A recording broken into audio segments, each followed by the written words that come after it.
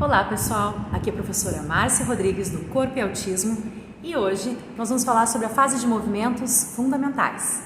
Se você não é inscrito no nosso canal, por favor inscreva-se, ative o sininho das notificações para receber novos vídeos e já deixe o seu like.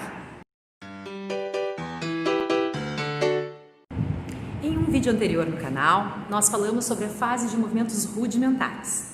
Dessa mesma playlist nós temos ainda a fase de movimentos reflexos e um vídeo onde nós falamos de alguns conceitos iniciais, básicos do desenvolvimento motor. Então hoje nós vamos falar sobre a fase de movimentos fundamentais, que vai aproximadamente dos 3 aos 7 anos. As fases de movimentos reflexos e rudimentares servem como base para o desenvolvimento dos padrões de movimentos fundamentais ou das habilidades de movimento fundamental, como também é conhecido. Nessa fase, o foco do desenvolvimento é nas competências motoras básicas e nos mecanismos corporais eficientes em uma ampla variedade de habilidades em situações de movimento. Chegamos agora à infância, momento onde as crianças exploram o potencial de seus corpos quando se movimentam, apresentam melhor controle sobre os aspectos posturais e dispõem de um crescimento nas habilidades de manipulação e de contato com os objetos do seu ambiente. Se nós observarmos as crianças brincando no parquinho, descendo o escorregador, andando de balanço, girando lá no gira-gira, correndo pela praça, nós podemos pensar que essas habilidades motoras básicas são desenvolvidas naturalmente na infância, mas na verdade não.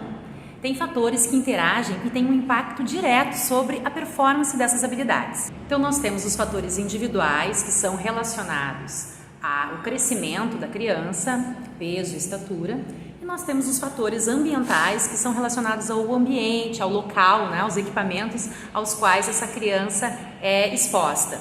E nós temos um outro ponto também que é a própria tarefa motora, a qual é colocada para a criança, o desafio que a criança tem que vencer. Então esses fatores todos interagem e impactam sobre a performance das habilidades de movimento. Pensando dessa forma, então profissionais, psicomotricistas, professores de educação física podem interferir nessa performance da habilidade de movimento, propondo atividades, propondo planejamentos e propostas que possam enriquecer esse momento na infância. Bem, as habilidades de movimento fundamentais, elas ampliam as possibilidades da criança, elas são essenciais para alcançar proficiência em diferentes áreas. Então, em relação, por exemplo, às habilidades de movimento especializado, que é a próxima fase, a partir dos 7 anos, é muito importante que a criança alcance eficiência nas mais diferentes habilidades motoras. Então, para cada uma das habilidades de movimentos fundamentais, nós temos estágios de desenvolvimento. Então, pensando, por exemplo, no correr, nós temos um estágio inicial dessa habilidade, nós temos um estágio elementar dessa habilidade e nós temos um estágio maduro. Lembrando que as crianças elas podem alcançar proficiência em diferentes habilidades. Então, ela pode ser inicial na habilidade, por exemplo, de rebater, mas ser madura na habilidade de locomoção de correr, por exemplo, Assim como dentro da habilidade de locomoção, ela pode ser madura no correr, mas elementar na questão do saltitar. Então, por isso que é tão importante a questão do aprendizado, a importância da educação física na educação infantil.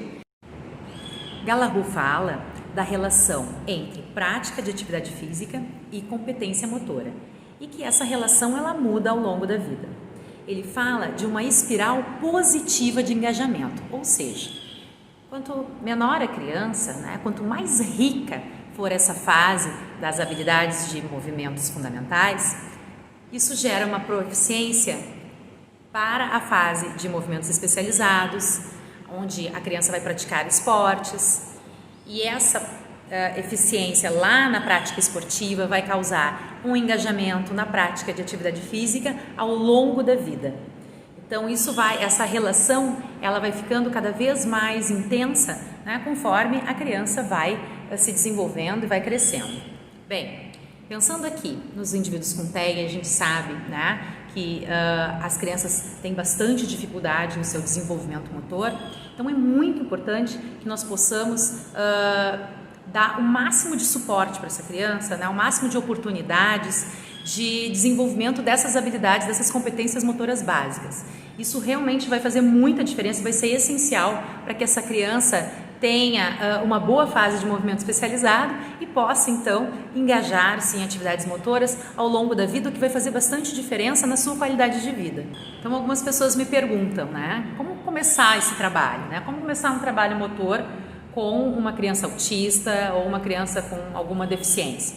Então, em primeiro lugar, a gente tem que conhecer bastante sobre desenvolvimento infantil, sobre desenvolvimento motor, conhecermos a história dessa criança, um bom trabalho de avaliação, né? Um trabalho de sondagem que a gente chama, para que nós possamos traçar um planejamento, para que nós possamos traçar e escolher as atividades então que vão fazer parte do trabalho e com essa criança, que nós possamos alcançar os resultados desejados, os resultados esperados. Lembrando que se nós trabalhamos em escola, sempre em conjunto com os demais professores que estão envolvidos e que trabalham com essa criança, pensando na ideia de educação integral.